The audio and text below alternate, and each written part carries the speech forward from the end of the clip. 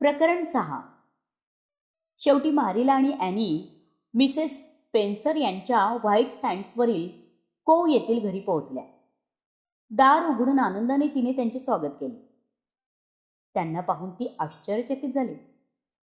मारिलाला घोडा बांधून ठेवायला सांगून ती ॲनीकडे वळून म्हणाली, ॲनी, तू कशी आहेस? मी ठीक आहे, ॲनी हसत म्हणाली. पण नीट पाहिले असता तिला एक प्रकारचा धक्का बसल्याचे जाणवत होते. मला वाटतं आम्ही फक्त घोडीला आराम करण्यापुरते इथे थोडा वेळ थांबू, मारिला म्हणाली. मी मॅथ्यूला लवकर घरी येईल असे सांगून आले आहे. खरं म्हणजे मिसेस स्पेन्सर कुठेतरी एक विचित्र चूक घडली आणि ती नेमकी कशी झाली हे पाहण्यासाठी मी इथे आले.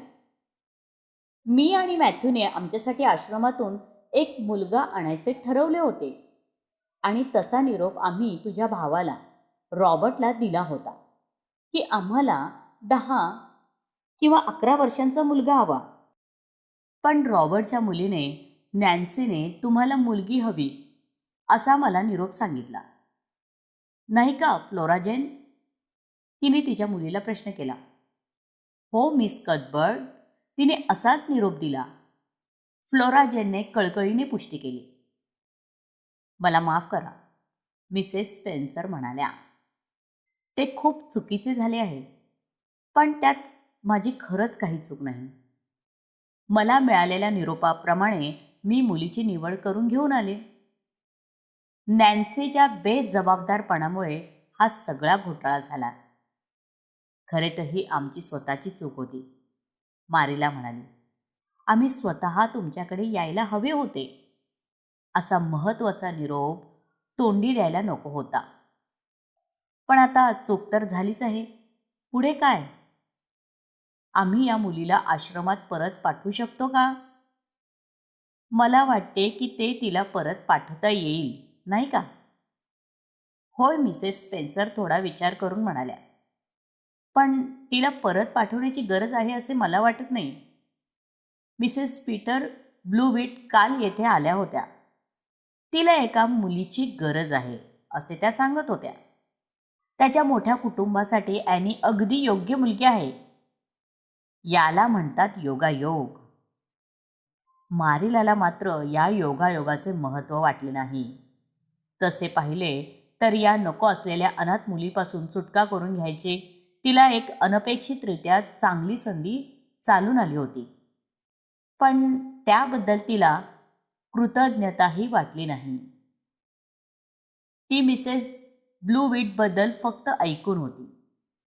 एक अतिशय बारीक सडपातळ स्त्री, पण कामगारांना अगदी धारेवर धरणारी, अत्यंत कजाग आणि कंजूस मालकीण अशी तिची ख्याती होती. तिची नोकरी सोडून गेलेल्या नोकरांकडून तिच्या स्वभावाचे आणि एकूण सर्व कुटुंबाचे, विशेषतः तिच्या भांडणखोर मुलांचे भयंकर किस्से मारिला ऐकून होती. अशा स्त्रीच्या दयाबुद्धीवर ॲनीला सोपवण्याच्या विचाराने मारिलाची चकचक विवेकबुद्धी अस्वस्थ झाली. ठीक आहे, आपण बसून याबाबत बोलू, असे तिने मिसेस स्पेन्सरला सांगितले. अरेच्चा, हे काय? बहुधा मिसेस ब्लूविट इकडे येत आहेत. हे चांगले झाले. आपण लगेचच या प्रकरणाचा निकाल लावू शकतो, असे म्हणत मिसेस स्पेन्सर सर्वांना आत हॉलमध्ये घेऊन गेल्या आणि मिसेस ब्लूविट आणि मारिला यांची ओळख करून देऊन नेमका काय समजुतीचा घोटाळा झाला याची त्यांनी मिसेस ब्लूविटना कल्पना दिली. कालचे त्यांचे लहान मुली हवी असल्याचे मत आत्ताही कायम असेल तर ॲनी त्यांना चालेल काय याची पण विचारणा केली. गरीब बिचारी ॲनी चिमणी एवढे तोंड करून एका स्टुलावर बसून मिसेस ब्लूविट यांच्या तोंडाकडे बघत होती. या धारदार चेहऱ्याच्या तीक्ष्ण डोळ्यांच्या स्त्रीच्या हाताखाली राहावे लागेल की काय असा प्रश्न तिला पडला होता. पोटात भीतीने ढवळत होते. डोळे पाझरायच्या बेतात होते. उसने अवसान आणून ती शांत राहण्याचा प्रयत्न करत होती. मिसेस स्पेन्सरने सर्व खुलासा केल्यावर मिसेस ब्लूविटने ॲनीला नखशिखांत निरखून पाहिले आणि तिचे नाव काय आणि वय किती असा प्रश्न विचारला. शर्ली, मी 11 वर्षांची आहे, असे तिने मोजके उत्तर दिले. ॲनऐवजी ॲनी म्हणावे असे बोलण्याचे धाडस तिला झाले नसावे. तुझ्याकडे पाहून तुझ्यात फार काही विशेष आहे असे वाटत नाही. बरीच बारीक आहेस, पण काटक असलीस तर चांगले. मी जर तुला घरी ठेवून घेतले तर तुला चांगली, हुशार आणि आदबशीर मुलगी बनायला हवे. तुझी जेवणा खाण्याची आणि राहण्याची सोय केली जाईल, त्यात काहीही चूक होणार नाही. मिस कदबर्ड, मी तिला माझ्या घरी घेऊन जायला तयार आहे. काय आहे ना, मला जरा घाई आहे. आमचे बाळ भयंकर चिडखोर आहे हो, आणि मी त्याच्याकडे लक्ष देऊन थकले आहे. तुम्हाला चालत असेल तर मी तिला आत्ताच घरी घेऊन जाईन. मारिलाची नजर ॲनीकडे वळली. तिच्या फिकटलेल्या चेहऱ्यावर दुःख दाटून आले होते.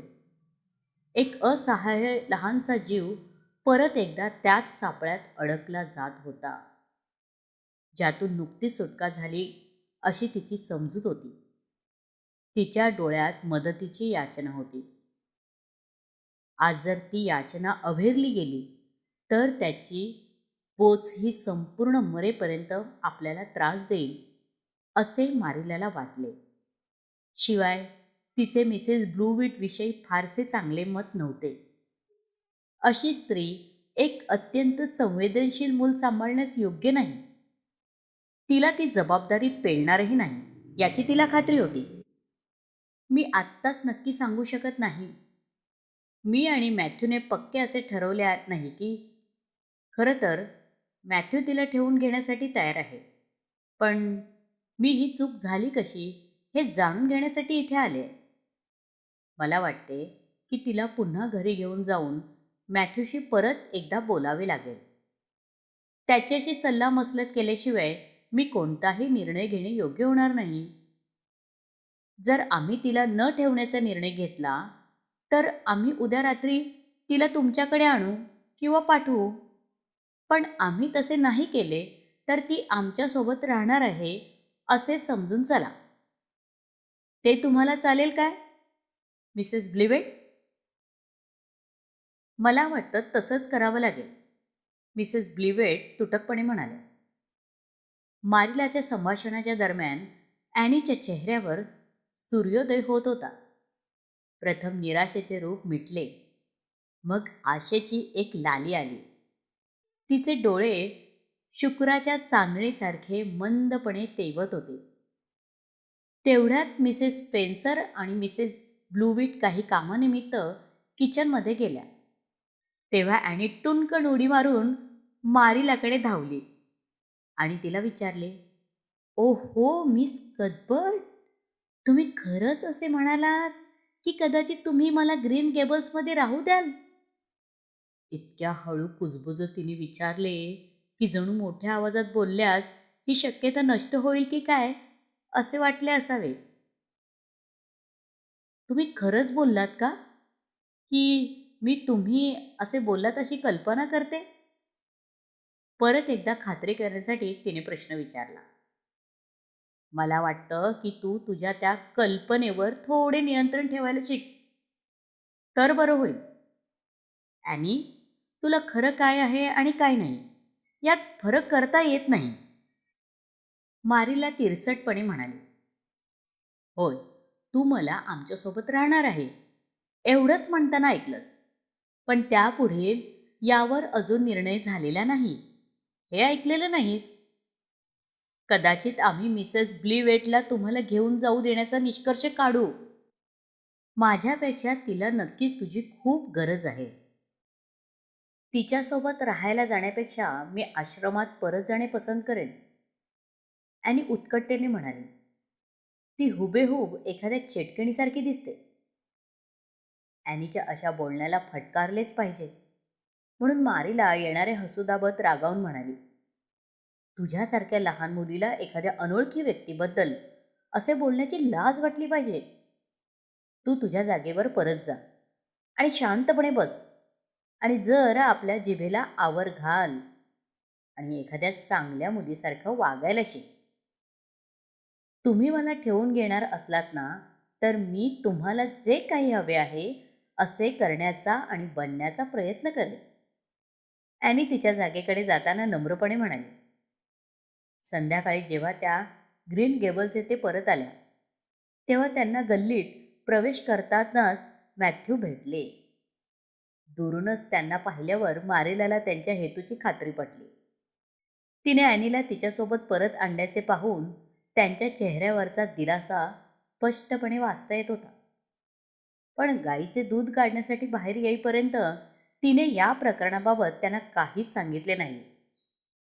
मग तिने त्यांना ॲनीची करुण कहाणी आणि मिसेस स्पेन्सरच्या मुलाखतीचा परिणाम थोडक्यात सांगितला.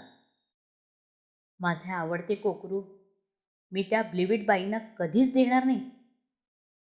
मॅथ्यू विलक्षण आत्मीयतेने बोलून गेले. मला मिसेस ब्लूविटचे वागणे अजिबात आवडत नाही.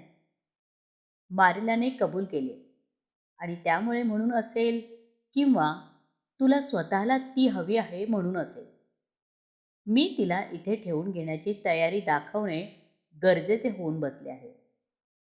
मला एखाद्या लहान मुलाला आणि विशेषतः अशा मनस्वी मुलीला सांभाळणं किती अवघड असेल याची कल्पना आहे. माझा भयंकर गोंधळ उडून जाईल यात काडीचीही शंका नाही. पण मी सर्वतोपरी प्रयत्न करण्याचे ठरवले आहे. मॅथ्यू, तुझ्या इच्छेप्रमाणे ती इथे राहू शकते. मॅथ्यूच्या संकोची चेहऱ्यावर आनंदाची चमक होती. म्हणूनच मी तुमची वाट बघत बाहेर उभा होतो. ती एक विलक्षण गोड मुलगी आहे, मॅथ्यू समाधानाने बोलले. त्यापेक्षा ती एक आपल्याला उपयोगी पडू शकणारी मुलगी आहे असे तू म्हणू शकला असतास ना, तर ते जास्त अधिक महत्त्वाचे ठरले असते, मारिला म्हणाली. त्याप्रमाणे तिला मी शिकवण्याचा प्रयत्न करेन. पण मॅथ्यू, तू माझ्या पद्धतींमध्ये ढवळाढवळ करू नकोस. कदाचित मुलांच्या संगोपनाची मला कमी माहिती असेल, पण मला वाटते की याबाबत मला तुझ्यापेक्षा जास्त माहिती आहे, हे मात्र नक्की. त्या बाबतीत मारिला, तू स्वतःचा मार्ग शोधू शकतेस. फक्त तिच्याबरोबर शक्य तितके चांगले आणि दयाळूपणे वागायला हवे. त्याबरोबरच ती बिघडून जाणार नाही हे पण पाहिले पाहिजे. ती अशी मुलगी आहे की ती जर का तुमच्यावर प्रेम करायला लागली ना, तर तुम्ही तिच्याकडून काहीही काम करून घेऊ शकता, मॅथ्यूने सल्ला दिला. त्यांच्या सल्ल्याला नाक मुरडत मारीला चरवी घेऊन दूध काढण्यासाठी गोठ्यात गेले. दूध काढताना मारिलाचे विचारचक्र सुरू झाले. आज रात्री ती इथे राहू शकते हे सांगून चालणार नाही. ती इतकी उत्तेजित होईल की तिने डोळे मिटून घेतले ना तरी तिला झोप येणार नाही. मी एक अनाथ मुलगी दत्तक घेईन असा दिवस कधीतरी माझ्या आयुष्यात येईल अशी कल्पना पण कधी केली नव्हती. खरोखरच हे एक आश्चर्यच आहे. पण त्यापेक्षा मोठे आश्चर्य हे आहे की या सर्वांच्या मागे मॅथ्यू असावा, ज्याला नेहमी लहान मुलांची आणि विशेषतः लहान मुलींची भयंकर भीती वाटत होती. असो, आम्ही प्रयोग करण्याचा निर्णय तर घेतला आहे आणि त्यातून काय होईल हे फक्त देवच जाणे. प्रकरण 7. त्या रात्री जेव्हा मारीला ॲनला झोपायला घेऊन गेली तेव्हा ती कडकपणे म्हणाली, ॲनी, काल रात्री माझ्या लक्षात आले की तू तुझे कपडे उतरवताना जमिनीवर फेकून दिले होतेस.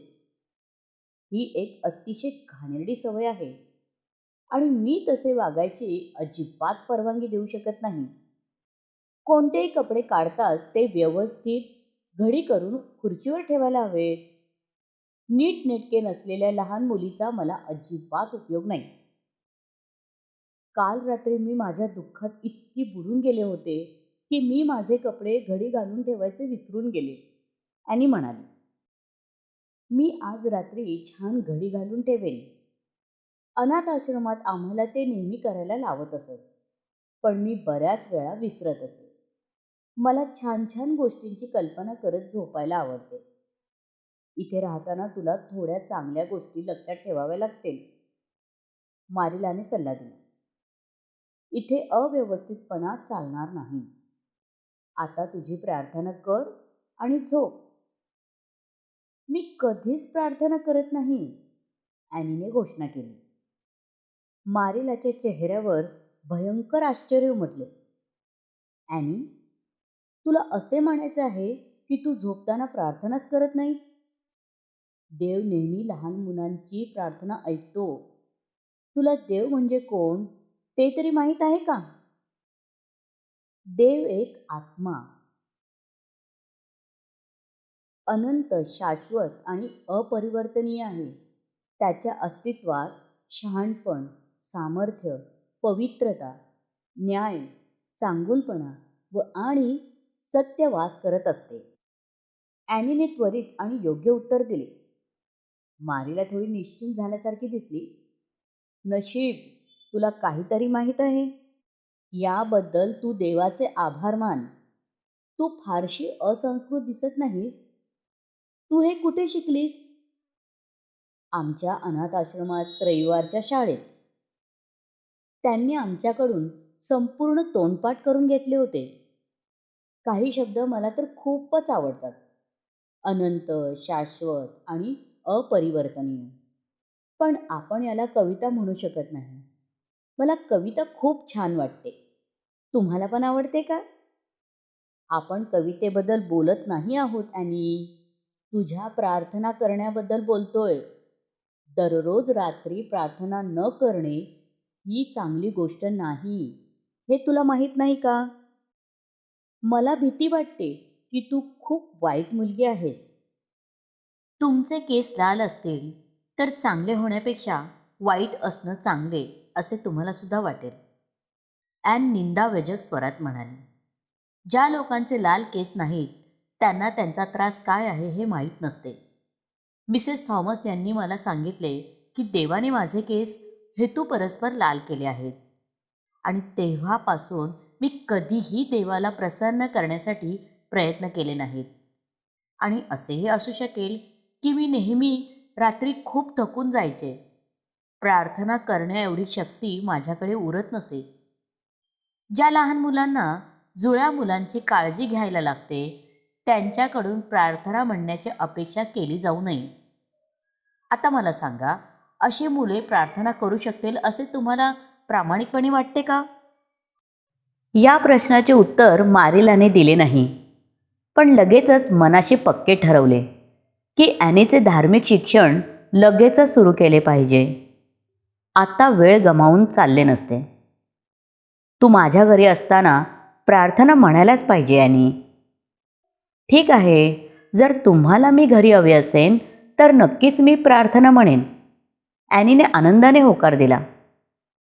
मी तुम्हाला खुश करण्यासाठी काहीही करेन, पण यासाठी तुम्हाला मला नेमके काय म्हणायचे आहे ते सांगावे लागेल.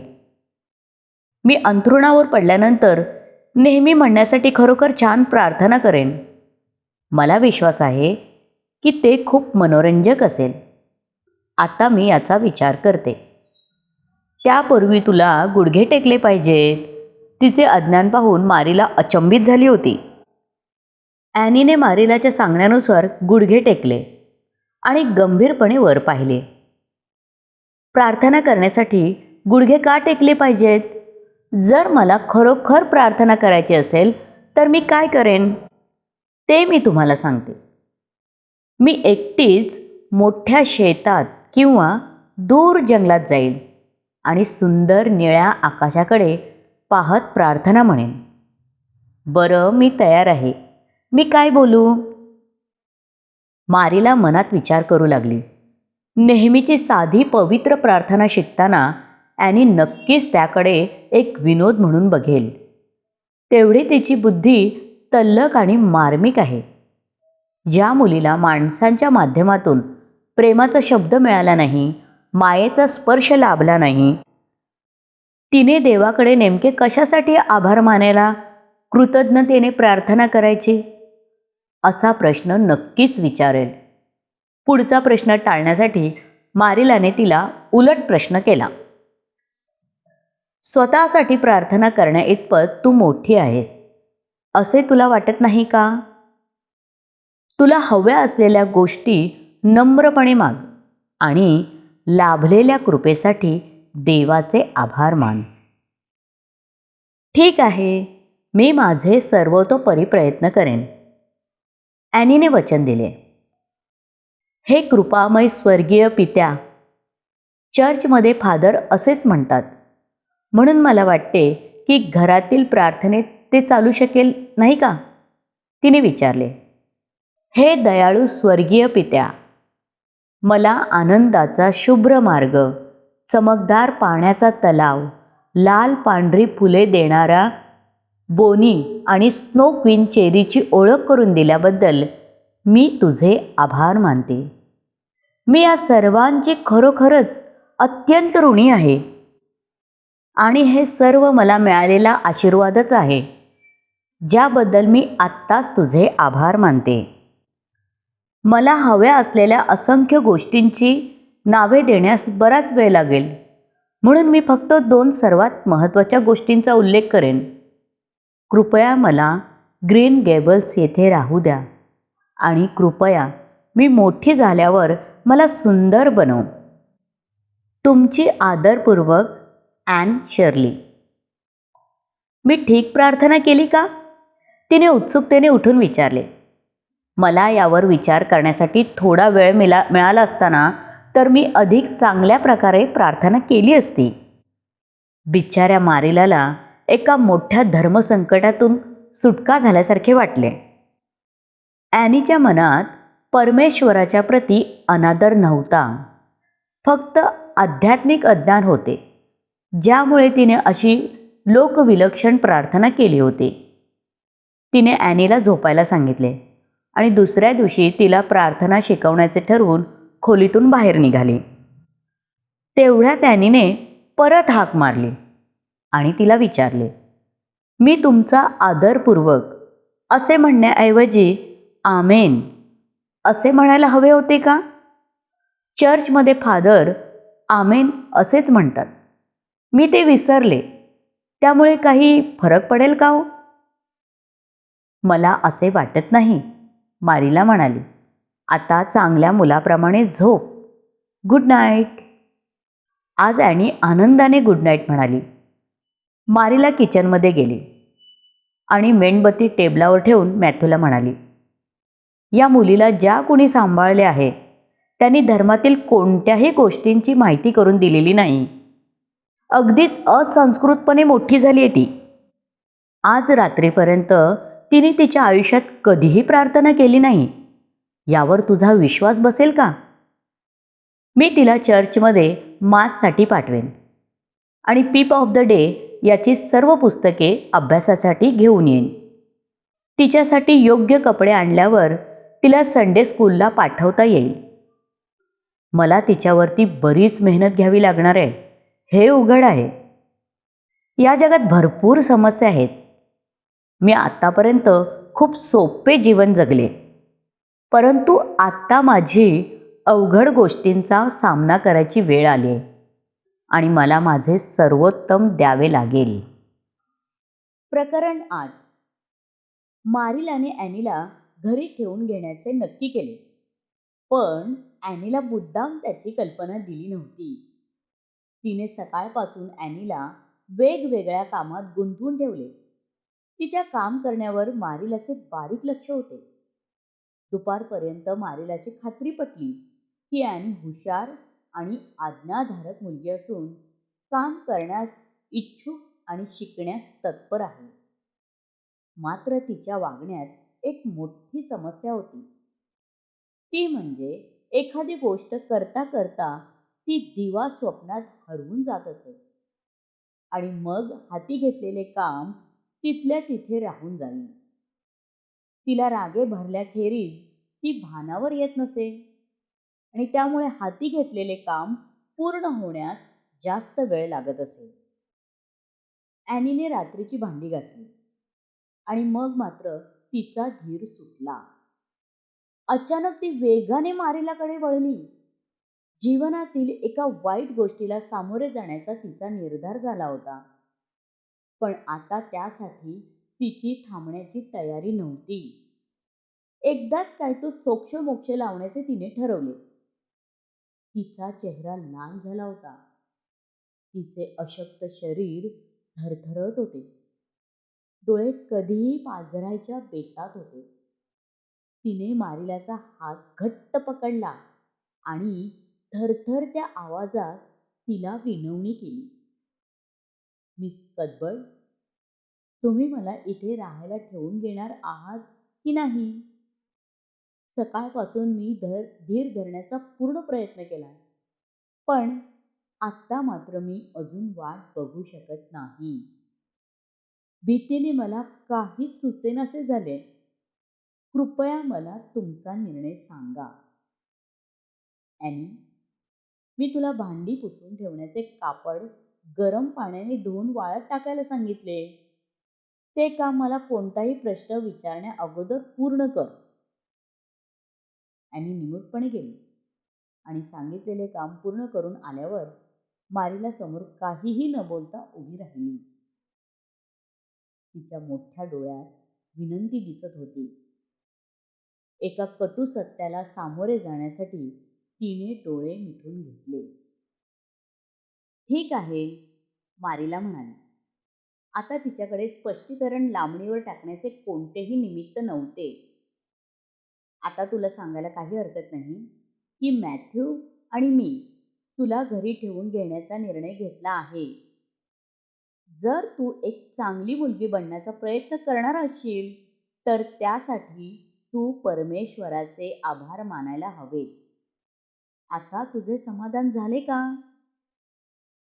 आता मला रडू येत आहे, पण त्याचे कारण मला माहीत नाही. मला खूप आनंद झालाय. खरं तर त्यासाठी आनंद हा शब्द पण योग्य नाही. तसा तर मला शुभ्र रस्ता आणि चेरी ब्लॉसमसाठी आनंद झाला होता, पण हे आनंदापेक्षाही काही वेगळे आहे. मी खूप आनंदी आहे. मी खूप चांगली होण्याचा प्रयत्न नक्कीच करेन. मी खूप मेहनत करण्याचा दृढनिश्चय केलाय. मी माझे सर्वोत्तम देण्याचा प्रयत्न करेन. पण मी का रडत आहे ते सांगू शकाल का हो? कारण तू उत्साहित आहेस आणि काळजीनेही थकलेली आहेस, मारीला नापसंतीच्या स्वरात म्हणाली. खुर्चीत बस आणि स्वतःला शांत करण्याचा प्रयत्न कर. तू रडत रडत हसत आहेस. होय, तू येथे राहू शकतेस आणि आम्ही तुझ्याकडून योग्य ते करून घेण्याचा प्रयत्न करू. तुला शाळेत जावे लागेल, पण सुट्टीसाठी फक्त पंधरवडा उरलाय. त्यामुळे सप्टेंबरमध्ये शाळा सुरू होईल. मी तुम्हाला काय म्हणून हाक मारू? ॲनीने विचारले. मी नेहमी मिस कदबर्ड म्हणून तुम्हाला हाक मारत होते. तुम्हाला आंटी म्हणू का? नाही, तू मला फक्त मारीला म्हण. मला मिस कदबर्ड हाक ऐकायची सवय नाही. फक्त मारीला म्हणणे अत्यंत अनादराचे वाटते ना? ॲनीने निषेध केला. तू आदरपूर्वक बोलण्याची काळजी घेतली ना तर त्यात अनादर करण्यासारखे काहीही होणार नाही असे मला वाटते. ॲव्हनलीमधील प्रत्येक जण मला मारीला म्हणतात, पण मला तुला मारीला आंटी म्हणायला आवडेल. ॲनी उत्सुकतेने म्हणाली. मला कोणी नातेवाईक नाही. आंटी म्हणल्यावर मला असे वाटेल की मी खरोखरच तुझी आहे. खरंच मी तुला आंटी मारीला म्हणू शकते का? नाही, मी तुझी आंटी नाही, म्हणून मला आंटी अशी हाक मारलेली आवडणार नाही. मी कल्पना करू शकते की तू माझी मावशी आहेस, पण मी तसे करू शकत नाही, मारीला गंभीरपणे म्हणाली. तुम्ही कधीच खरोखर ज्या गोष्टी अस्तित्वात आहेत त्यांच्याविषयी एखादी वेगळी कल्पना करत नाही? ॲनीने डोळे मोठे करून विचारले. नाही. अरे रे. ॲनीने दीर्घश्वास घेतला. मिस मारिला, तुम्ही खूप मोठ्या आनंदाला मुकत आहात. माझा खरोखरच ज्या गोष्टी अस्तित्वात आहेत त्यांच्याविषयी वेगळ्या गोष्टींची कल्पना करण्यावर विश्वास नाही, मारिलाने उत्तर दिले. देवाने जे निर्माण केले आहे त्याविषयी आपण वेगळी कल्पना करणे देवाला अपेक्षित नाही.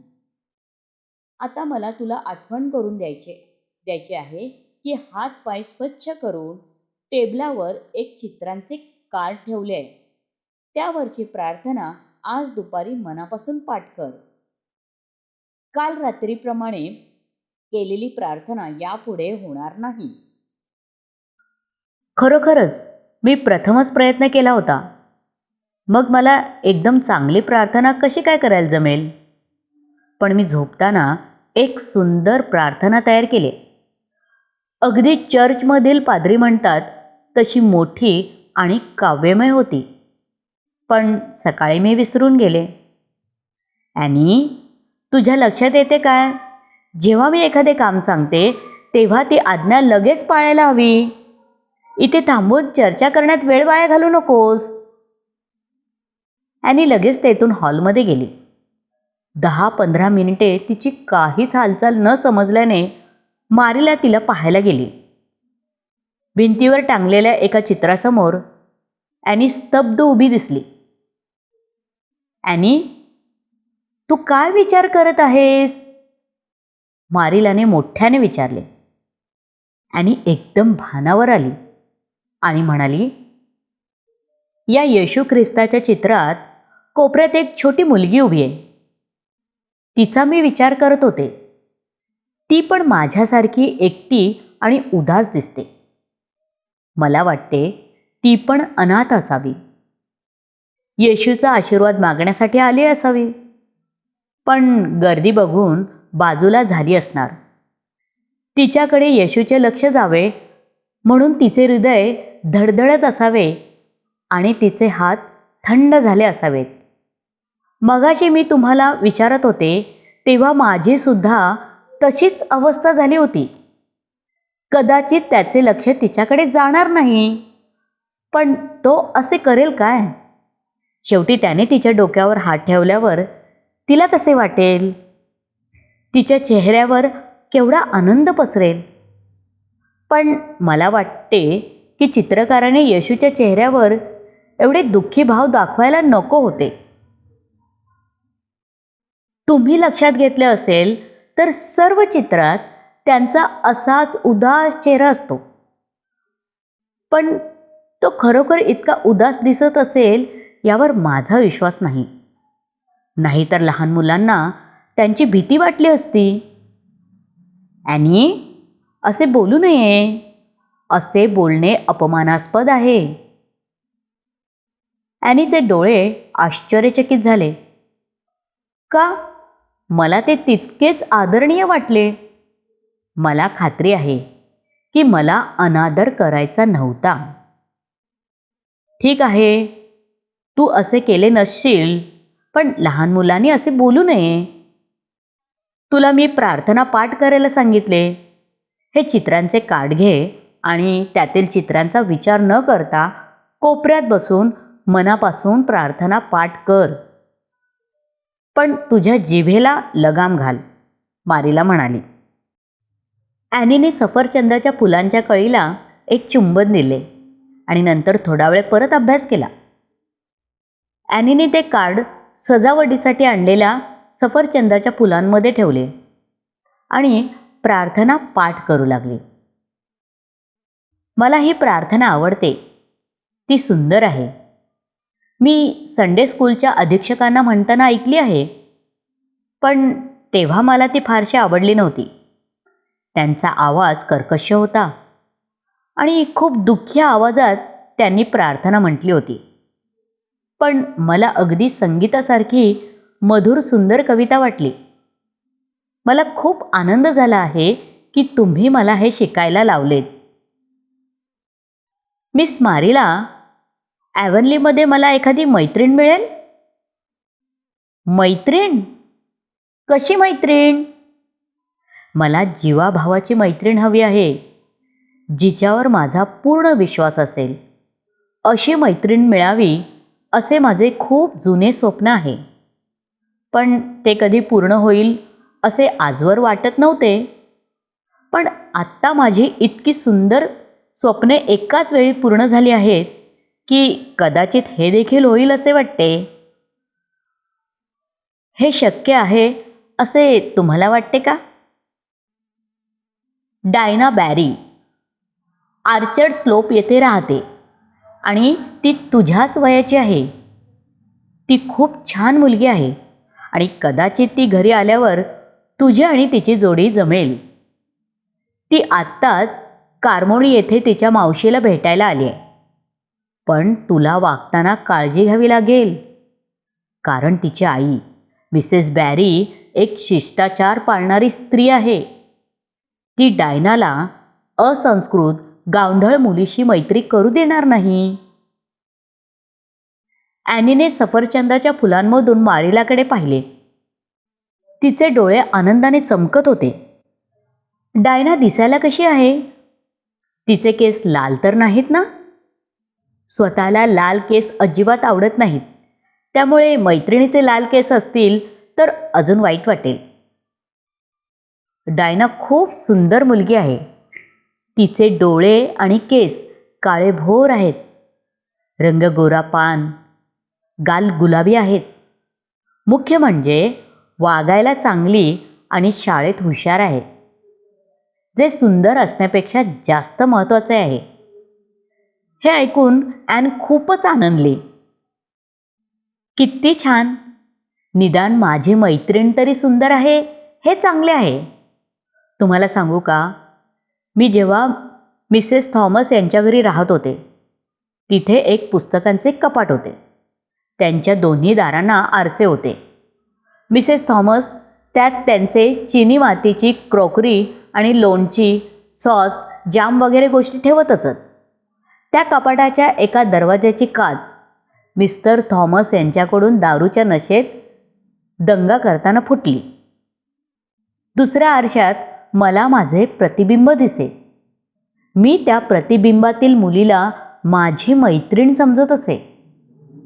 तिला मी केटी मॉरिस म्हणून हाक मारत असे. रिकाम्या वेळी आमच्या गप्पा गोष्टी चालत. मला वाटे, जर मिसेस थॉमसनी कपाटातील सामान काढून कपाट रिकामे केले तर ती किती मजा येईल. मला केटी ॲलिस इन वंडरलँड यासारखी तिच्या जगात घेऊन जाईल आणि आम्हा दोघींना कायम एकत्र राहता येईल. तिथून मिसेस हॅमंड यांच्या घरी जाताना मला केटीचा निरोप घेताना खूप वाईट वाटले.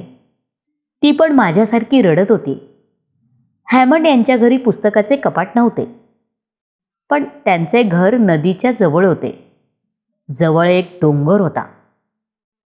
त्या डोंगराजवळ बोलले की आपल्या आवाजाचा प्रतिध्वनी ऐकू येतो. मी त्याला माझ्या नवीन मैत्रिणीचा आवाज असे ठरवून टाकले. तिचे नाव मी व्हायोलेटा असे ठरवले. मी जे काही बोलेन ते ती बोलायची. मी तिच्यावर पण केटी इतकेच प्रेम केले. शेवटी तिथून अनाथ आश्रमात जाण्यापूर्वी तिला गुड बाय म्हणाले. तेव्हा तिचा आवाज रडवेला झाला होता.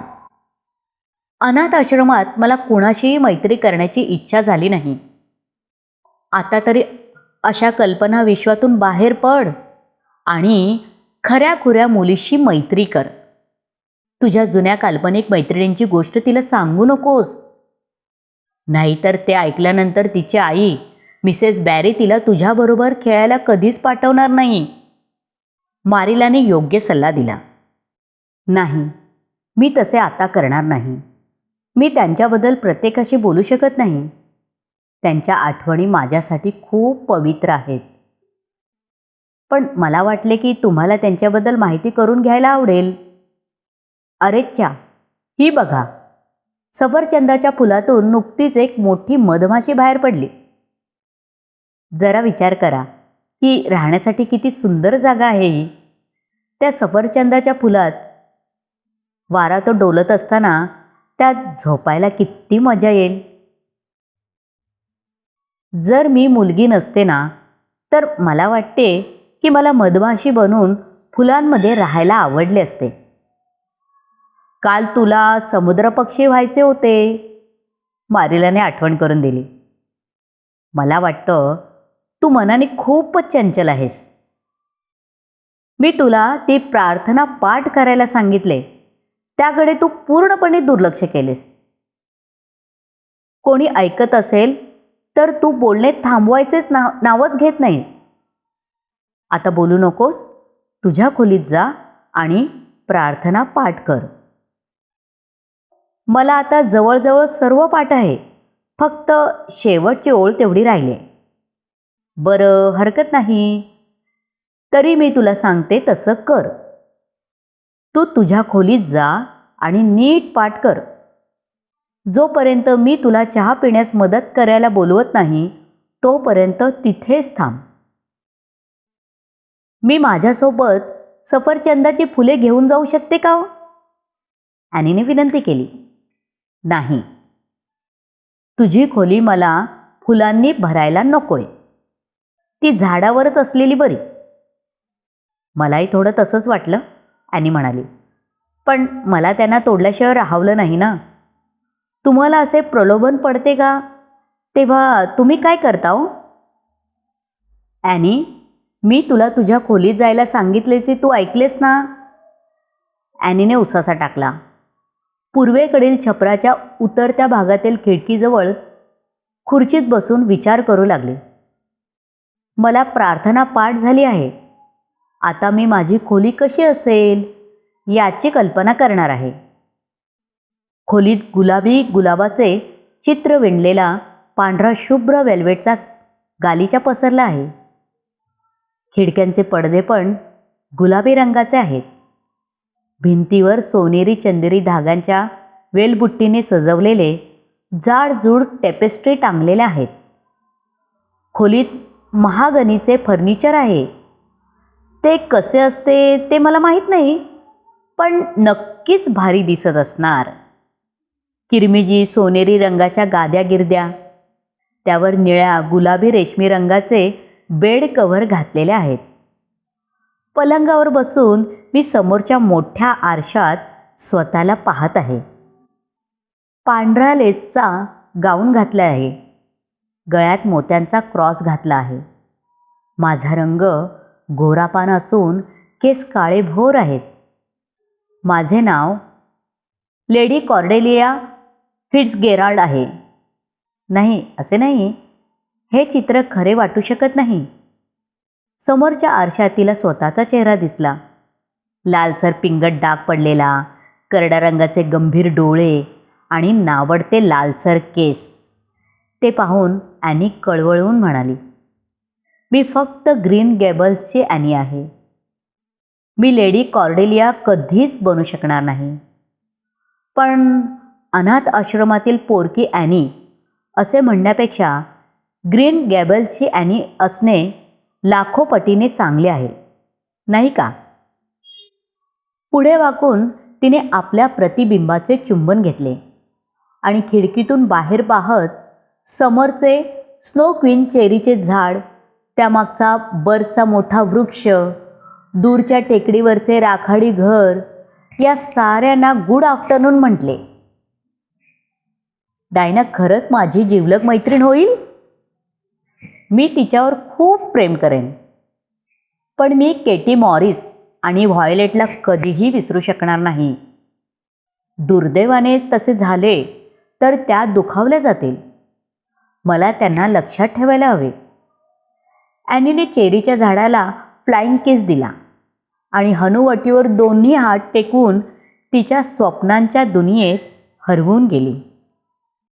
प्रकरण 9.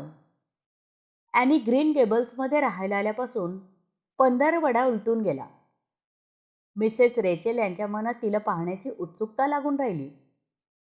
पण त्या काही ग्रीन गेबल्सला भेट देऊ शकल्या नाही. त्यांच्या या अगोदरच्या भेटीनंतर लगेच त्या फ्लूने आजारी पडल्या. त्या सहसा आजारी पडत नसत. त्या आजारी लोकांचा जवळजवळ तिरस्कार करत. पण फ्लू पुढे त्यांचा नाईलाज झाला. डॉक्टरांनी त्यांना बाहेर जाण्याची परवानगी देताच त्या घाईघाईने ग्रीन गेबल्सकडे गेल्या. मॅथ्यू आणि मारीला त्या अनाथ आश्रमातून आणलेल्या मुलीची देखभाल कशी करतायत हे पाहण्याची त्यांना उत्सुकता लागून राहिली. सध्या सर्व ॲव्हनली गावात हीच चर्चा सुरू होती. त्याचा माग काढणे मिसेस रेचेलना गरजेचे वाटत होते. ॲनीने त्या पंधरवड्यातील रिकाम्या वेळेचा पुरेपूर उपयोग करून घेतला. आजूबाजूच्या प्रत्येक झाडाझुडपांशी तिची छान ओळख झाली. सफरचंदाच्या बागेच्या मागून जंगलात जाणारी पायवाट तिला शोधून सापडली होती. नदी, पूल, देवदार, फर, जंगलातील चेरी, मॅपल यांना भेटून झाले होते. वसंत ऋतूतील आल्हाददायक हवा, कधी नव्हे ते मिळालेले स्वातंत्र्य यामुळे ॲनी हरखून गेली होती. जंगलातील ओढ्यात अजून थोडे बर्फ होते, पण त्याच्या स्वच्छ थंडगार पाण्यात खेळायला गंमत येत होती. त्याच्यावरचा पूल ओलांडून ॲनी वृक्षाच्छादित टेकडीवर पण जाऊन आली. तिने असंख्य नाजूक जून बेल्सची फुले पाहिली होती. वुडलँड ब्लूम्स, फिकट गुलाबी एरियल स्टार फ्लॉवर अशा रानफुलांनी माळ रान सजलेले होते. झाडांमध्ये कोळ्याच्या जाळ्याचे धागे चांदीच्या धाग्यांसारखे चमकत होते. ही सर्व भटकंती तिने रोज खेळण्यासाठी मिळणाऱ्या अर्ध्या तासात केली होती. आणि तिने गोळा केलेली माहिती मॅथ्यू आणि मारिलाला अत्यंत आत्मीयतेने सांगितली. मारिलाने त्याकडे दुर्लक्ष केले. निदान मॅथ्यूने काहीही न बोलता आनंदाने ऐकून घेतले. शेवटी तिची बडबड मारिलाला रागावून बंद करणे भाग पडले. मिसेस रेचेल आली तेव्हा ॲनी बागेत स्वच्छंदपणे भटकत होती. आल्या आल्या मिसेस रेचेलने स्वतःच्या आजाराचे आख्यान सुरू केले आणि शेवटी येण्याचे खरे कारण सांगितले. मारिला, मी तुझ्याबद्दल आणि मॅथ्यूबद्दल काही आश्चर्यकारक गोष्टी ऐकले. खरे पाहता तुझ्यापेक्षा मीच जास्त आश्चर्यचकित झाले आहे, मारिला म्हणाली. अशी चूक झाली हे खूप वाईट आहे, मिसेस रेचेल सहानुभूतीने म्हणाल्या. तुम्ही तिला परत का पाठवले नाही? तसे आम्ही परत पाठवू शकलो असतो, पण मॅथ्यूच्या मनाला परत पाठवण्याचा निर्णय पटला नाही.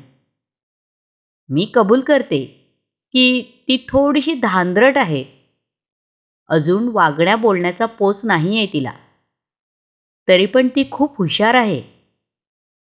मारिलाचे बोलणे ऐकताना रेचेलच्या चेहऱ्यावर नापसंती दिसत होती. गंभीरपणे ती म्हणाली, तुम्ही एक मोठी जबाबदारी अंगावर घेतली आहे. तुम्हाला मुलांच्या संगोपनाचा अनुभव नाही. शिवाय या मुलीचा स्वभाव कसा असेल याची देखील कल्पना नाही. मोठी होऊन चांगली निघाली तर ठीक, नाहीतर निराश व्हायला लागेल.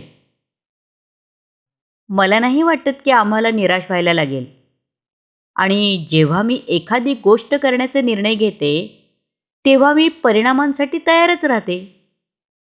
मला वाटते तुम्हाला ॲनीला भेटायचे आहे. मी तिला आत बोलावते. ॲनी धावत आत आली. तिचा चेहरा तिच्या बागेतील आनंदाने चमकत होता. पण अनोळखी व्यक्ती पाहून ती गोंधळून दरवाजातच थांबली. तिने अनाथ आश्रमातून येताना आणलेला ड्रेस घातला होता. तो अगदीच लहान होता आणि अंगात घट्ट बसला होता. हाडकोळी लहान अंगकाठी, बारीक पण लांब पाय, एकंदर विचित्र ध्यान दिसत होते. चेहऱ्यावरचे लालसर डाग उठून दिसत होते केस टोपीमधून बाहेर आले होते आणि त्यांचा लाल रंग जास्तच लाल वाटत होता. ठीक आहे, त्यांनी तुला तुझ्या दिसण्यावरून निवडले नाही हे उघड आहे. मिसेस रेचेल लिंड बोलण्यात खवचट आणि फटकळ होत्या. त्यांनी असे बोलणे म्हणजे स्पष्ट वक्तेपणा वाटे. बरीच हाडकुळी आहे आणि अजागळ पण आहे. अरे देवा, कुणाच्याही तोंडावर एवढे डाग असतील असे वाटत नाही. शिवाय केस तर गाजरासारखे लाल आहेत. ए मुली, इकडे ये बघू. ॲनी तीरासारखी धावत आली आणि मिसेस रेचल समोर उभी राहिली. तिचा चेहरा रागाने लाल झाला होता. ओठ थरथर कापत होते आणि तिचे संपूर्ण शरीर संतापाने थरथरत होते. मी तुमचा तिरस्कार करते. तिचा गळा दाटून आला होता. जमिनीवर जोराने पाय आपटत आणखी 2 वेळा तिने या वाक्याचा पुनरुच्चार केला. मला हाडकुळी, अजागळ असे म्हणण्याची तुम्ही हिंमत कशी केली? आणि काय म्हणालात? चेहऱ्यावर डाग असलेली, लाल केस असणारी मुलगी. तुम्ही स्वतःच एक उद्धट, असभ्य आणि भावनाशून्य स्त्री आहात. ॲनी मारीला घाबरून उद्गारली. पण ॲनी धीटपणे हाताची घडी घालून मिसेस रेचलच्या डोळ्याला डोळा भिडवून ताठ उभी होती. संतापाने फणफणत होती. माझ्याबद्दल असे तुमची बोलण्याची हिंमत कशी झाली? तिने जोरदारपणे पुन्हा एकदा प्रश्न केला. तुम्हाला स्वतःबद्दल इतरांनी असे बोललेले चालेल का? तुम्ही लठ्ठ, गबाळ्या आणि अविवेकी आहात असे बोलले तर चालेल? असे बोलून तुमच्या भावना दुखावल्या तर मला काही फरक पडत नाही. मला वाटते की तुमच्या भावना चांगल्याच दुखावल्या आहेत.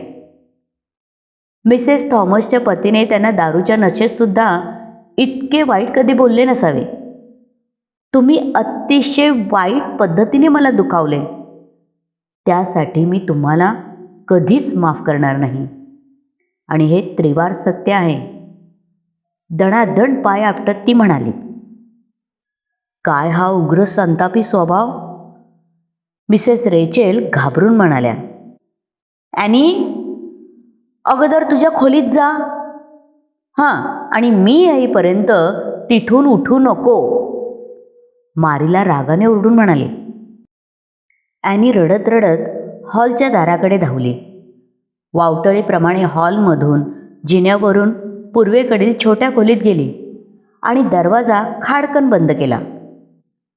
मारीला, मला तुमच्या निर्णयाच्या परिणामांची भीती वाटू लागली आहे. अत्यंत गांभीर्याने रेचेल बोलत होती. ॲनीला नापसंती आणि खेद कसा व्यक्त करायचा याची जरासुद्धा माहिती नाही. असे काहीसे बोलण्याचा मारीलाचा विचार होता. त्यासाठी तिने तोंड उघडले, पण नंतर ती जे काही बोलली यांचे तिलाच आश्चर्य वाटले. रेचेल, तू तिला तिच्या दिसण्याबद्दल एवढे वाईट बोलायला नको होतेस. मारीला, तू तिच्या आत्ताच्या भयंकर वागण्याचे समर्थन करत आहेस का? मिसेस रेचेल रागावून बोलली.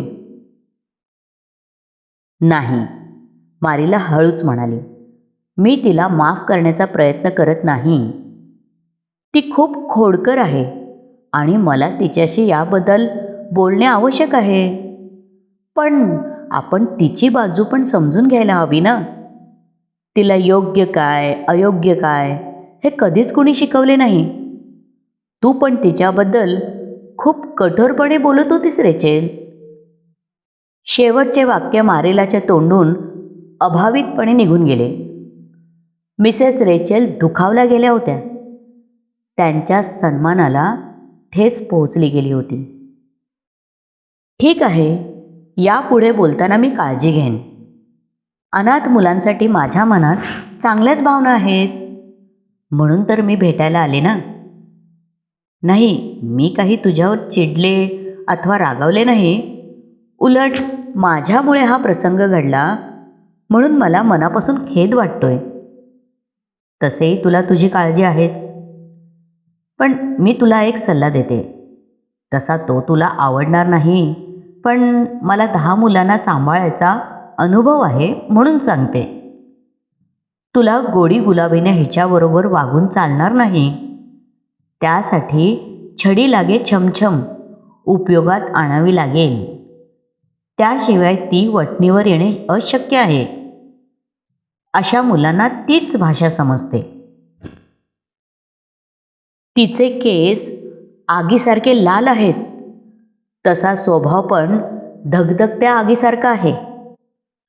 मला वाटते तू नेहमीप्रमाणे आमच्याकडे भेटायला येशील, परंतु इतका प्रकार घडल्यानंतर मी इथे पुन्हा लवकर येईन असे वाटत नाही.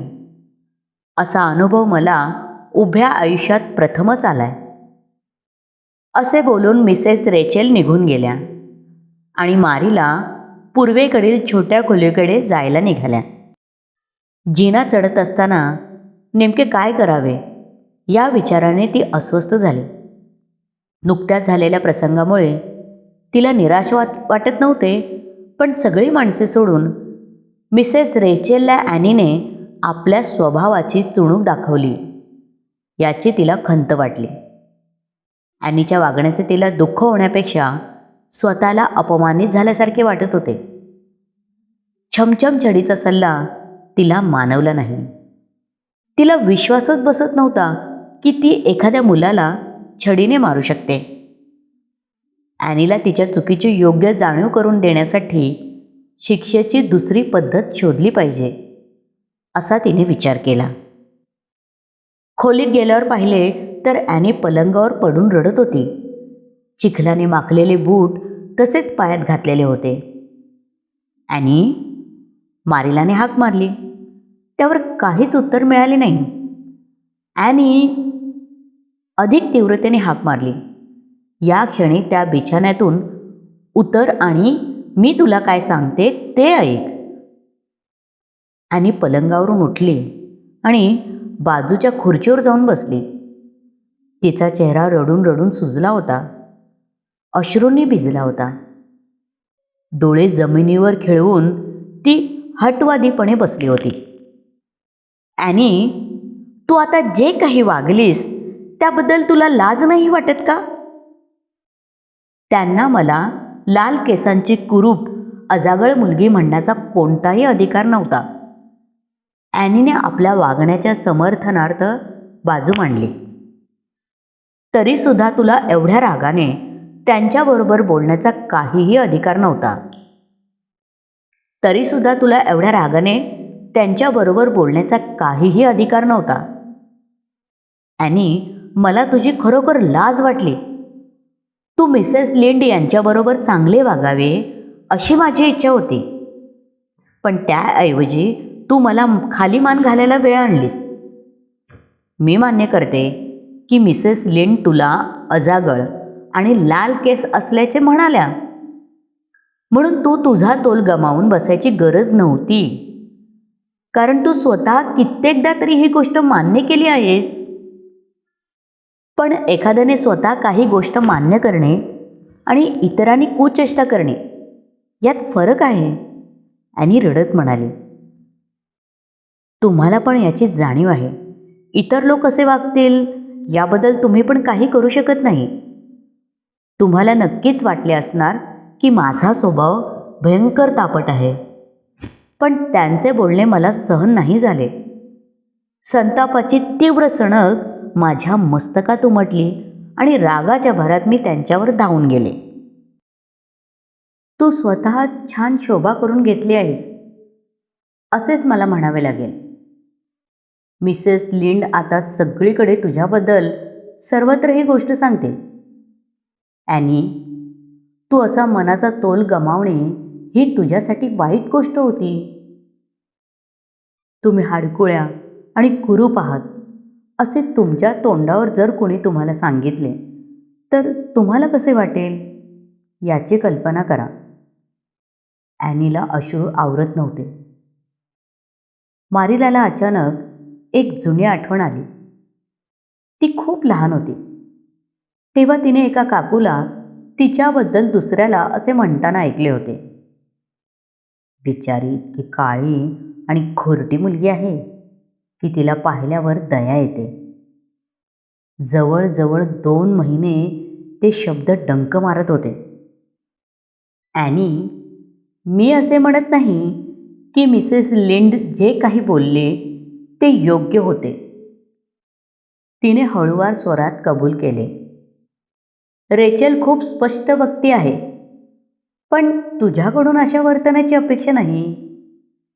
ती एक अनोळखी वयाने मोठी स्त्री माझी पाहुणी होती, त्यामुळे तू त्यांच्याबद्दल आदर बाळगायला पाहिजे होतास.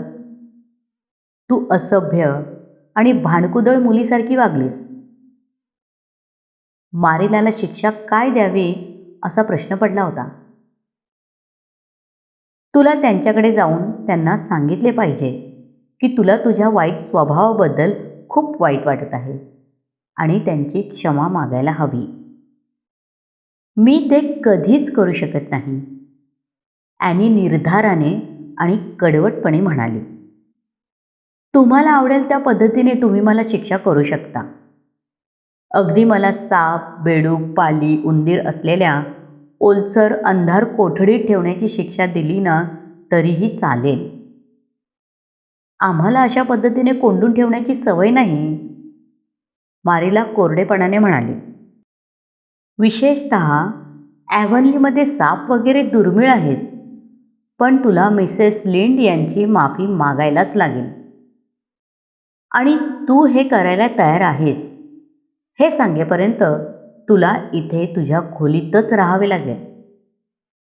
तर मग मला इथे कायमच राहावं लागेल, ॲनी शोकाकुलपणे म्हणाली. कारण मी मिसेस लिंडला सांगू शकत नाही. मला माफ करा, मी तुम्हाला त्रास दिला आहे, पण मी मिसेस लिंडना जे काही बोलले याचा मला आनंदच झाला. खूप समाधान वाटलं. मनात नसताना मी मला माफ करा असं म्हणू शकत नाही. फार काय, मी अशी कल्पनाही करू शकत नाही. कदाचित सकाळपर्यंत तुमची कल्पनाशक्ती चांगली होईल, मारिला खोलीतून निघताना म्हणाली. तुला तुझ्या आचरणाबद्दल विचार करण्यासाठी आणि मनस्थिती चांगली होण्यासाठी एक रात्र मिळेल.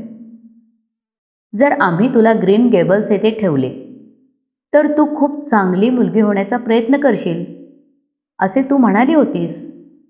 पण मला असे सांगायचे आहे की आज संध्याकाळचे तुझे वागणे पाहून असे फारसे काही वाटले नाही. शेवटचा घाव मात्र ॲनीच्या मनावर वर्मी बसला. अत्यंत अस्वस्थ मनाने मारिला किचनमध्ये गेली. तिला ॲनीप्रमाणेच स्वतःवर राग आला होता. कारण जेव्हा जेव्हा तिला मिसेस रेचलचा उदास चेहरा आठवायचा तेव्हा तेव्हा तिची फजिती झाल्याचा आनंद वाटून हसण्याची उबळ येत होती आणि त्याबद्दल स्वतःची निर्भर्त्सना करावीशी वाटत होती.